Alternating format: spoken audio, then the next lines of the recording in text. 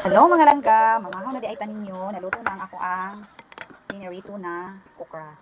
Nakita ko to sa isang vlogger na nagluto siya, tapos pinirito niya kaya na-try ko din. Tapos may kasamang itlog at saka tuyo. Sausaw ko to sa suka na may sili. Yan, suka na may sili. Tapos i-try ko din siyang isausaw sa Mang Tomas, yung okra na pinirito. Kaya sarap. Kaya ng kanin, masarap pag may kanin.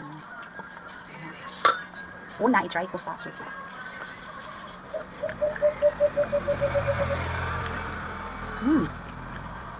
Makuna. Iba pala siya. Try ko din sa sausaw sa Mang Tomas. Sarap.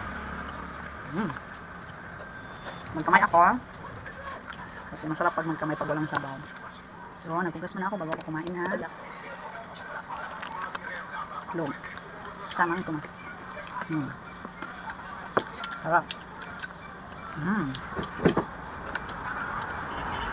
Sarap.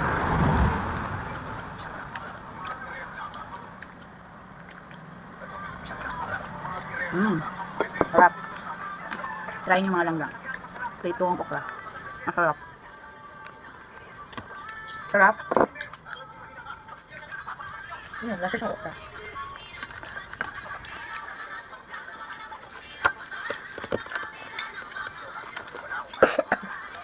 Ako na lang ano mamalikbay ko.